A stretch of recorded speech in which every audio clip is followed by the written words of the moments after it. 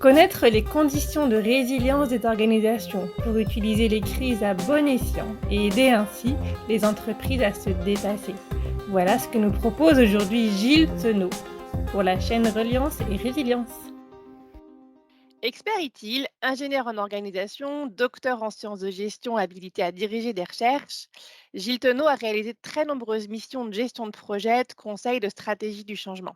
Dans le sillage de ses nombreuses recherches, Gilles Tenot a écrit de nombreux articles pour des revues académiques réputées, ainsi que des ouvrages sur la gestion des risques, la résistance au changement, les normes qualité, la résilience organisationnelle, l'éthique d'entreprise, le métier de consultant en entreprise.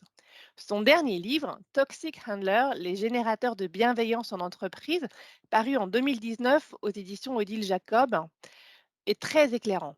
Dans ce livre, Gilles y décrit les personnalités qui font du bien aux autres lorsqu'il y a des difficultés ou des crises à affronter. Gilles Tenot est président fondateur du Centre d'investigation et de recherche expérimentale en résilience organisationnelle. C'est dire s'il connaît bien le sujet. Nous avons eu très envie de l'inviter sur la chaîne Reliance et Résilience pour qu'il nous partage sa vision globale et riche, holistique de la résilience appliquée aux organisations. Gilles Tenot réussit en effet à associer les résiliences psychologiques, organisationnelles, communautaires, territoriales, entrepreneuriales, celles des systèmes, celles de l'ingénierie. Il a beaucoup travaillé sur les conditions de résilience qui peuvent être mises en place avant que la crise ne surgisse. Ces conditions permettent d'utiliser la crise à bon escient pour aider l'organisation à se dépasser. Alors que les crises se succèdent à un risque accéléré, la capacité des organisations à rebondir est vraiment cruciale aujourd'hui. Dans cette vidéo, Gilles Tenot nous partage l'état de l'art de la recherche sur la résilience organisationnelle de manière très concrète et très opérationnelle. Vrai précurseur de la résilience depuis 25 ans. Qu'est-ce qui a changé en fait sur la résilience depuis 25 ans? Dans notre compréhension, dans le vécu, dans les attentes, dans les recherches? Alors, ce qu'il faudrait peut-être avoir ici, c'est une précision sur la question. Quand on dit qu'est-ce qui a changé sur la résilience, c'est quelle forme de résilience? Est-ce que c'est la résilience qui concerne les individus ou est-ce que c'est la résilience qui concerne les organisations? Parce que la résilience qui concerne Mmh, les organisations, en effet, elle a à peu près 25 ans. Mais la résilience qui concerne les individus, elle a 70 ans. mmh. Donc, je pense qu'il pourrait être intéressant de couper cette question selon, 2 formes. La première forme, à vrai dire, on est dans une résilience, qui date en effet des années 50, hein, entre autres avec les auteurs Amy et Werner, hein, qui avaient travaillé, sur, des enfants qui avaient subi des turbulences, des conflits et ils ont observé que certains de ces enfants avaient des capacités de se dépasser, de faire face, donc de rebondir. On va dire que c'était les premières observations de résilience qui ont été faites, c'était dans les années 50, ça a été publié dans les années 80. Vous voyez, c'était les toutes premières observations. Ça, c'était sur la résilience psychologique. Après, il y a tout un groupe de psychologues, entre autres avec de nombreux Français, comme certains que l'on connaît bien, comme Boris Cyrulnik, hein, Jacques Lecomte, Stéphane Van Issendel, moi-même, qui faisais partie d'un observatoire international de la résilience. Mais là, on était sur le domaine psychologique, hein, la capacité justement que possède un individu à faire face à un traumatisme et donc ensuite à pouvoir retricoter son existence. En gros, se redonner du sens là où le sens avait disparu. Là, on est dans la résilience humaine. Dans les années fin 90, à vrai dire, on a commencé à réfléchir à l'importance des individus au sein des organisations. Et en effet, du coup, par rapport aux différentes organisations qui en plus subissaient de plus en plus de turbulences, de crises, entre autres l'un des éléments déclencheurs, Et là, c'est peut-être qu'est-ce qui a changé en 25 ans depuis sur la résilience organisationnelle. L'un des éléments déclencheurs, c'est quand même l'effondrement des tours du World Trade Center en septembre 2001.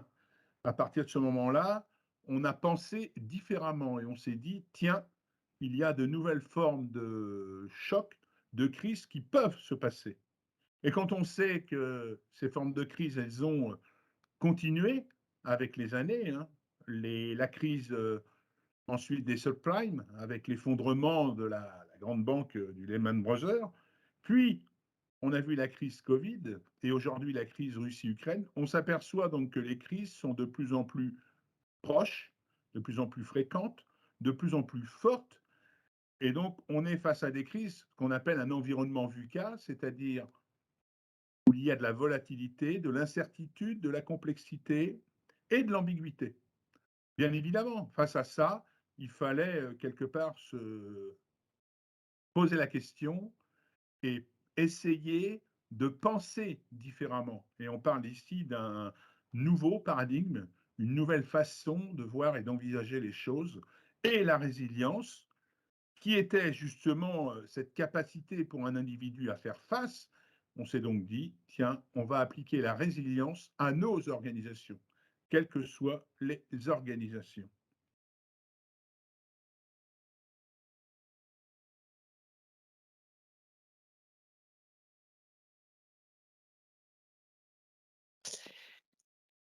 Et vous, en fait, aujourd'hui, vous associez, résilience des organisations, résilience individuelle, psychologique. Qu'est-ce que ça permet de comprendre aujourd'hui, justement, du point de vue des organisations? Ah, c'est une question qui est très difficile aujourd'hui, hein. En effet, on constate que quelque part, il y a plusieurs formes de résilience, hein. Psychologique, collective, communautaire, économique, euh, des systèmes, hein, résilience ingénierie. Il suffit de voir l'excellent ouvrage de Woods et Honnagel, hein, qui n'a toujours pas été traduit malheureusement en français, deux chercheurs américains, qui sont d'ailleurs à l'origine de ce qu'on appelle aujourd'hui la résilience ingénierie. L'exemple de la résilience ingénierie a été montré par le film Apollo 13, hein, avec Tom Hanks. On envoie une fusée sur la Lune, quelque chose se passe. Le but, c'est pas de faire rebondir la fusée jusqu'à Mars, non. C'est bien sûr de faire revenir les astronautes ou cosmonautes vivants sur Terre. C'était l'objectif. Et ça, c'est vraiment l'idée même de la résilience ingénierie face à un choc. On va essayer de mettre en place les éléments nécessaires pour pouvoir, en tout cas, assurer et donner une continuité dans le fonctionnement du service. Ce qui s'est passé avec la résilience ingénierie. Ce qui pourrait se passer avec la résilience individuelle. Après tout, on travaille sur des individus blessés. Mais lorsque l'on est dans d'autres formes de résilience, comme par exemple une résilience qui va toucher une organisation, la résilience entrepreneuriale, la résilience communautaire, la résilience territoriale, la résilience des petites entreprises, etc. Là, ce que l'on cherche à faire, c'est un dépassement. Vous voyez, ce n'est pas du tout la même façon de penser. Ici, on est dans un dépassement et même, et c'est là qu'on voit qu'on a plusieurs formes de résilience, ce n'est pas un dépassement, c'est justement une capacité à travailler sur les conditions de résilience avant que la crise ne se présente. Voilà, on est dans une façon complètement différente de penser. On n'est plus dans de la gestion de risque, qui travaillerait sur justement le fait d'atténuer le risque et pourquoi pas même le faire diminuer si une crise ou supprimer, encore mieux, si une crise arrive. On n'est pas non plus sur de la gestion de crise où on va travailler uniquement sur la crise quand elle se présente et on ne fait rien avant. On n'est pas sur de la gestion de continuité, on va travailler que sur du retour d'expérience, les RITEX, en forme d'apprentissage. On est sur une unification de ces différentes façons de penser. Gestion de risque, gestion de crise, gestion de continuité. L'ensemble de ces trois éléments deviennent un point centrale. C'est ce qu'on appelle une bifurcation. On a développé justement un concept qui tourne sur ce qu'on nomme les turning points. Quel est le meilleur moment d'une organisation pour pouvoir agir et mettre en place les conditions de résilience qui permettront ensuite, lorsque la crise sera présente, pas de faire disparaître la crise, mais quelque part d'utiliser la crise à bon escient pour aider l'organisation à se dépasser. Donc on s'aperçoit que quelque part, la résilience organisationnelle, c'est un mixte de ces différentes résiliences qui existent, individuelles, donc psychologiques, collectives, communautaires, territoriales, organisationnelles, économiques, environnementales, etc. Puisque de toute façon, la gestion des risques, vous prenez le PESTEL par exemple, hein, les risques politiques, économiques, sociaux, technologiques, environnementaux ou légaux, on voit bien qu'il y a plusieurs formes possibles et que toutes ces formes, comme un grand système, aujourd'hui on utilise le mot holistique, on est complètement dans cette logique qui est une logique holistique. Gilles. Et justement, vous avez réussi à détecter un de ces turning points, une de ces conditions, enfin en tout cas plusieurs de ces conditions qui permettent de mettre en place des paramètres de résilience. Est-ce que c'est très propre à chaque organisation ou est-ce qu'il y a des paramètres un peu généraux? Alors ça, c'est le grand sujet de recherche actuelle à un niveau international. De nombreux labos, dont nous, on travaille sur des outils justement pour pouvoir détecter euh, les points de bifurcation, ce qu'on appelle les wake signals, les signaux faibles au sein des organisations. Donc c'est vrai que nous-mêmes, on a développé des outils, mais vous avez par exemple Resilience Engineering qui se trouve en Australie avec Erika Sevi qui est derrière, euh, qui travaille sur les outils. On a aussi Ran Bamra qui lui est en, en Angleterre, hein, UK, qui également essaye de travailler sur le développement d'outils. Donc il y a déjà plusieurs acteurs, on trouve pareil, à côté Canada, il y a aussi des groupes qui bossent sur le sujet. On est là-dessus hein, aujourd'hui. Les concepts de résilience, ils sont clairs pour tout le monde, avec les notions d'identité organisationnelle, c'est quand même le point clé, il ne faut pas l'oublier, de la résilience. Hein. C'est-à-dire qu'on réunit les caractéristiques stratégiques d'une organisation, sa structure, comment est structurée notre organisation, les individus qui travaillent dans l'organisation, ce qu'on appelle le management, et l'ensemble qui s'appelle la culture. Ces quatre éléments forment l'identité organisationnelle. Lorsqu'il y a une crise, il y a une crise d'identité organisationnelle. Plus les éléments sont impactés, plus la crise sera forte. Quand c'est un seul élément, ça va, mais quand on a tous les éléments, ça ne va plus. Dès qu'il y a une crise forme, on va changer la stratégie. On faisait du utile ou du COBIT, on va passer en DevOps. On va changer la structure. On avait une structure pyramidale, fonctionnelle, divisionnelle. On va mettre en place du matriciel, hein, le New Management Public, comme dans les institutions.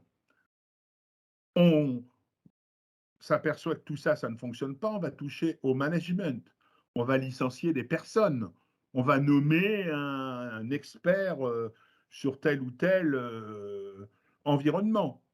On voit que tout ça ne fonctionne pas, malheureusement, c'est la culture qui risque ensuite d'être touchée.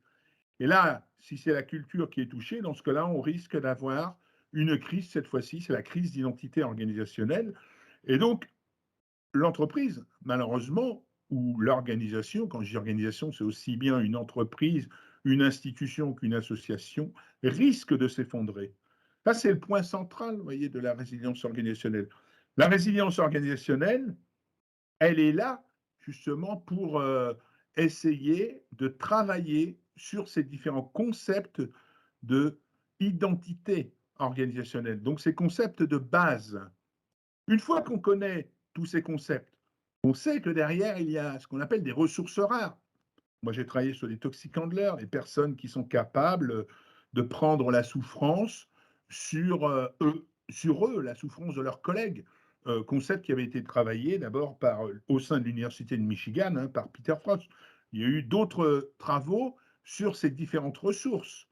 On voit aujourd'hui l'importance également des nouvelles technologies, entre autres avec les travaux actuels sur la résilience digitale. Donc, on a les différents critères de la résilience.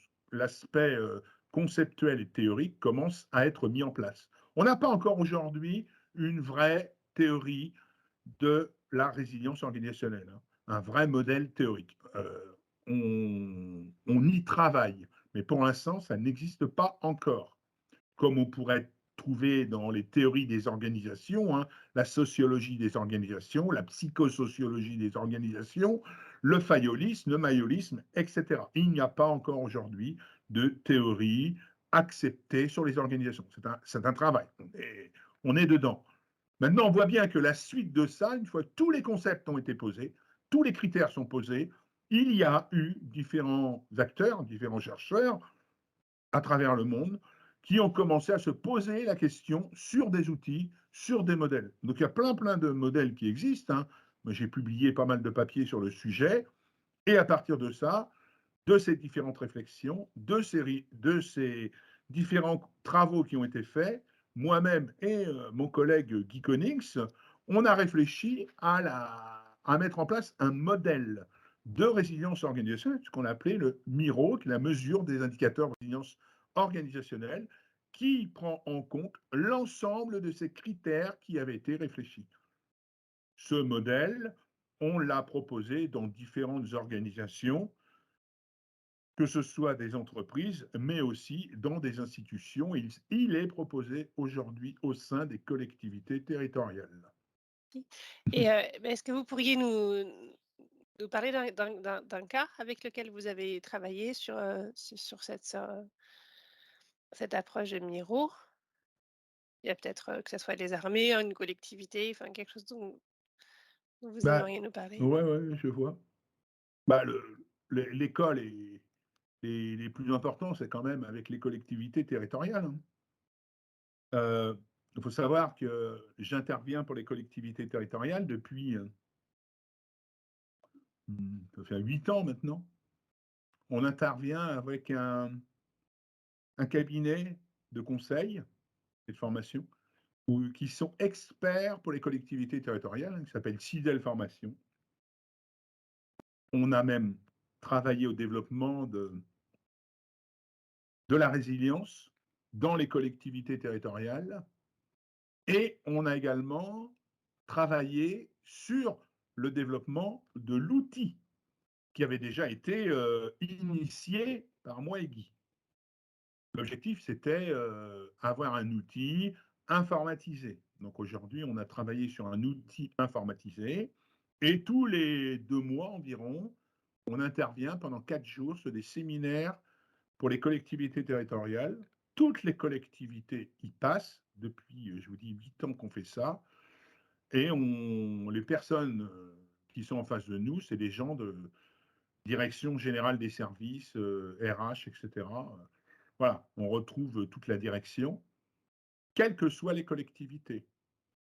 On les fait travailler sur 2 exercices importants pour leur faire comprendre, ou pour les aider à comprendre les concepts de la résilience organisationnelle que j'expliquais tout à l'heure. Le premier exercice, c'est de travailler sur ce qu'on appelle le cycle de vie de la crise. C'est-à-dire qu'ils choisissent un élément de crise, de problématique qu'ils ont subi suite à des fusions de régions, suite à une suppression de services, etc. Suite à une problématique avec un individu, etc. Et là, ils vont positionner les différents éléments qui correspondent à l'identité organisationnelle, de stratégique, de structure, de management, de culture. Bien sûr, on a expliqué avant qu'est-ce que c'était, sur l'avant-crise, le pendant et l'après-crise. Ainsi, ils peuvent positionner ces éléments selon une temporalité. Et quels seraient les acteurs principaux qui sont intervenus? Déjà, ça, c'est un premier travail qu'on leur donne à faire. Alors, je ne vous cache pas que cet exercice, il y a un engouement très fort, très fort, parce que bien évidemment, non seulement les personnes comprennent leurs propres problématiques, travaillent ensemble, ce qui est important, mais en plus arrivent à beaucoup mieux comprendre forcément les différents concepts propres à la résilience organisationnelle. Dans un second temps, à un autre moment, là, ils vont travailler sur l'outil. Donc l'outil Miro, qui ressemble à ce qu'ils ont fait sur le papier. C'est-à-dire que derrière cet outil Miro, va être capable de dire à quel niveau on se trouve, est-ce qu'on est dans l'avant-crise, le pendant-crise, l'après-crise, quels sont les éléments les plus impactés de stratégie, de structure, management de culture, à quel niveau de résilience on se trouve, est-ce qu'on est proche d'un effondrement, d'une résilience de type 1, de type 2, quels sont les différents risques et surtout, quelles seraient les recommandations et l'ensemble des signaux faibles. Il faut savoir qu'aujourd'hui, cet outil est informatisé et tous ces éléments ressortent directement. C'est du binaire, ils ont juste à répondre à des questions. C'est tout. Voilà, aujourd'hui, ce niveau. Alors, cet outil est utilisé. Je sais qu'il y a même aujourd'hui des collectivités, vous voyez, qui appliquent cet outil. Il n'est pas beaucoup utilisé dans les entreprises. La raison, c'est que les entreprises, ils ont rarement le temps. Ils sont toujours dans le rouge. Donc, c'est vrai que là-dessus, il y a un peu de retard. Par contre, on l'a proposé, il y a eu un projet dernièrement pour la région Aquitaine, pour une réorganisation des EHPAD suite à la crise Covid. Et donc, la société qui a gagné ce projet, qui s'appelle Ressentez-vous, s'est basé sur mon outil Miro pour, dans un premier temps, faire un audit général des différentes problématiques et pour savoir vers où il pourrait aller pour, en gros, reconstruire et permettre une transformation des EHPAD. Voilà, on va dire, parmi deux grands exemples, hein, celui des collectivités est un exemple qui continue. Aujourd'hui, il faut savoir que alors on fait ça avec l'INET, hein, qui est l'Institut national des études territoriales, qui passe par le CNFPT. Et aujourd'hui,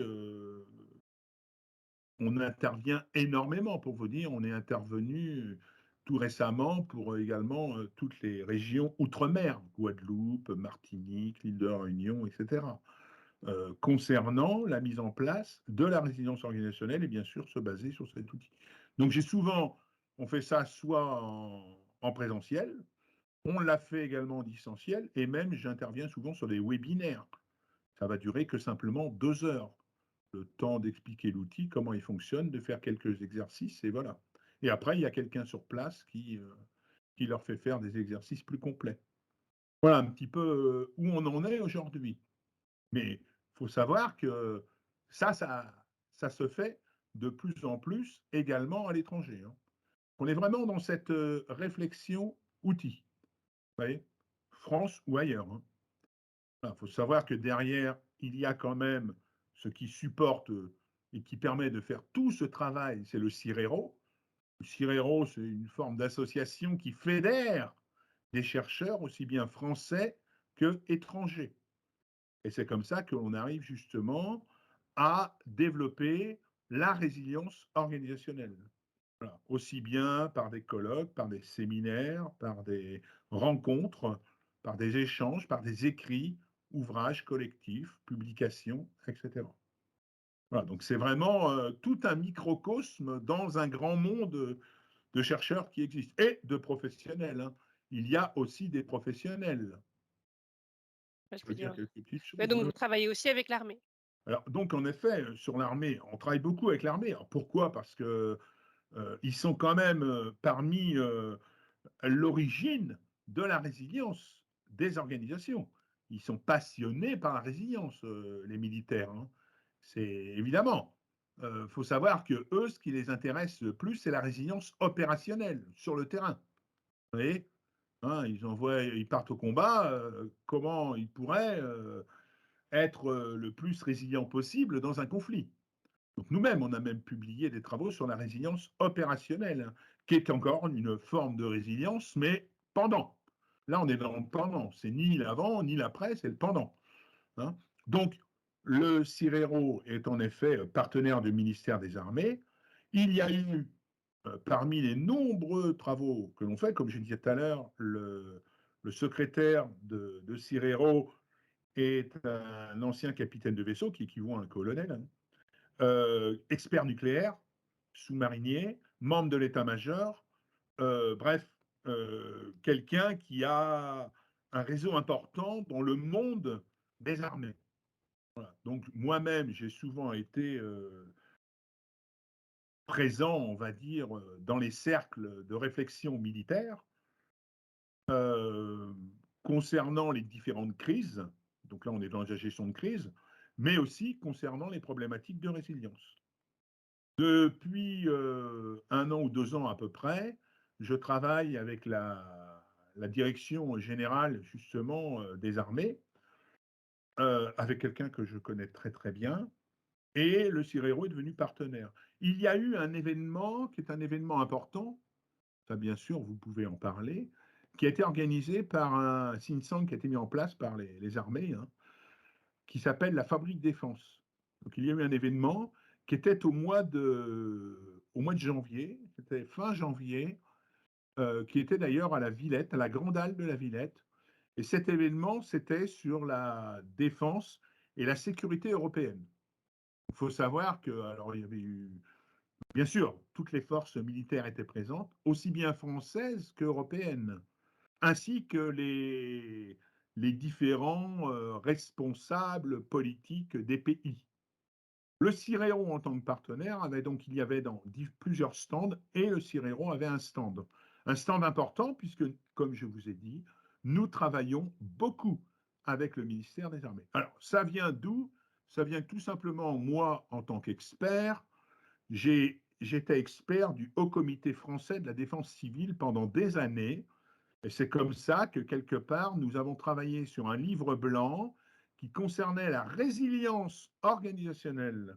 Voilà, un livre blanc pour les armées qui a été mis en place, hein, suite à ça.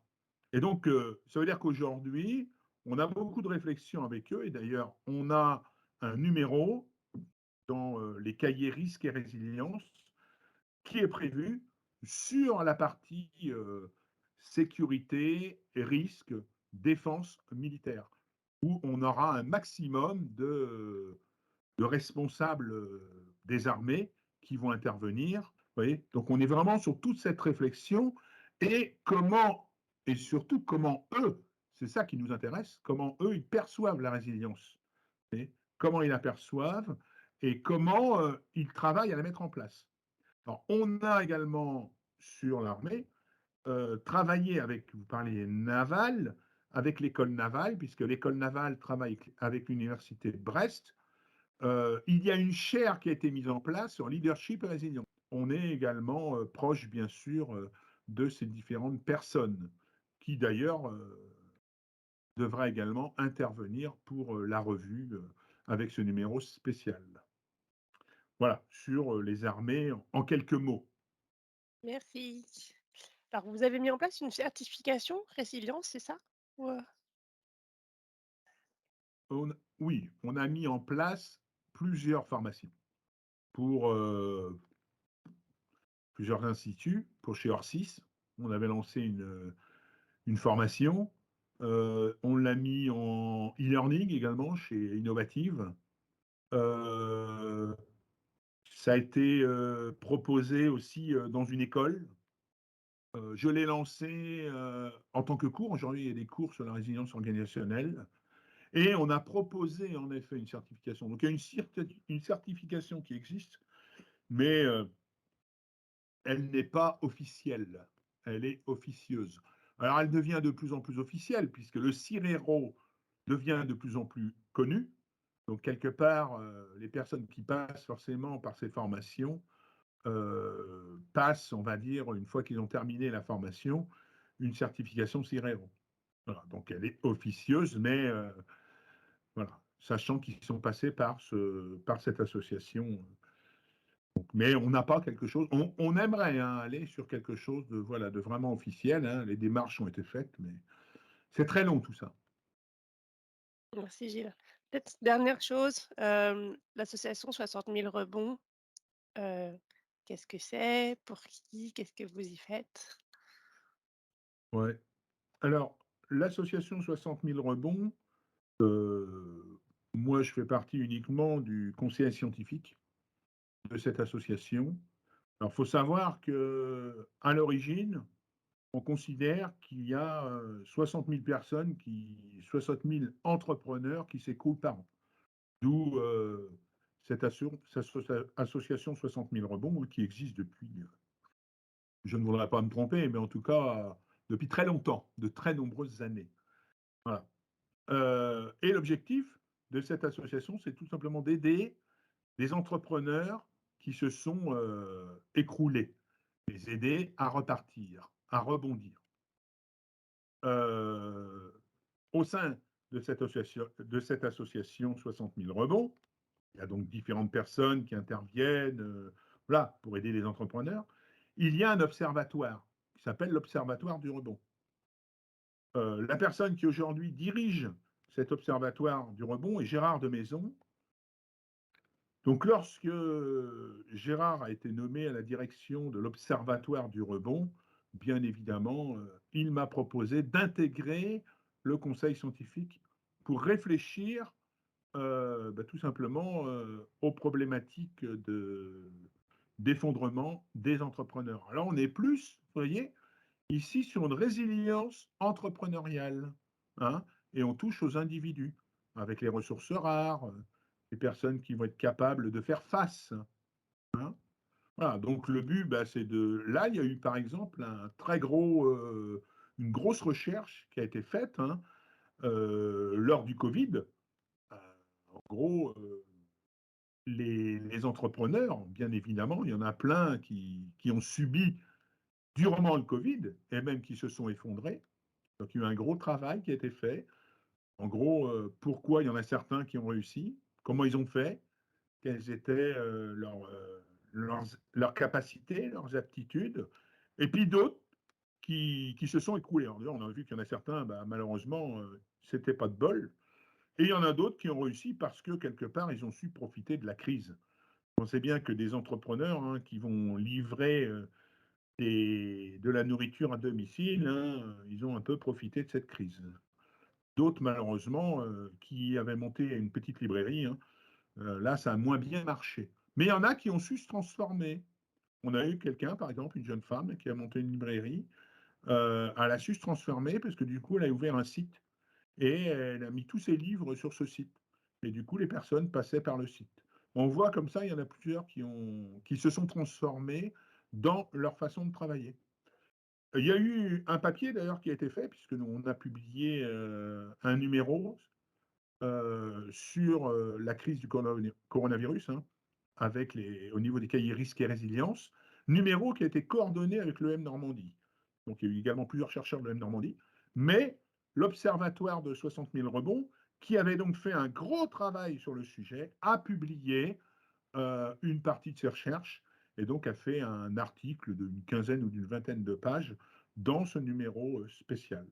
Et de la même façon, avec l'INET, il y avait eu un gros travail donc avec les collectivités territoriales qui a été fait. Il y a eu également un article qui a été publié sur le travail qui a été fait avec l'INET. Donc c'est un numéro, vous voyez, assez particulier, bien sûr, où différents acteurs qui ont cherché à faire face à la crise Covid, que ce soit dans le monde des services, que ce soit dans le monde de l'entrepreneuriat, que ce soit dans le monde des collectivités territoriales ou encore dans les grandes entreprises avec les problématiques de stress, on réfléchit comment faire face à de telles crises. Merci Gilles d'avoir explicité pour nos auditeurs les différents paramètres de la résilience et de nous avoir partagé en particulier sur la façon dont vous aidez les entrepreneurs et les collectivités territoriales à développer leur résilience. À l'heure où la transition écologique est sur toutes les lèvres, développer la résilience de nos collectivités est vital. Gageons que chaque organisation puisse trouver ses conditions de résilience et les mettre au service d'un collectif durablement résilient. Merci de votre écoute et à bientôt.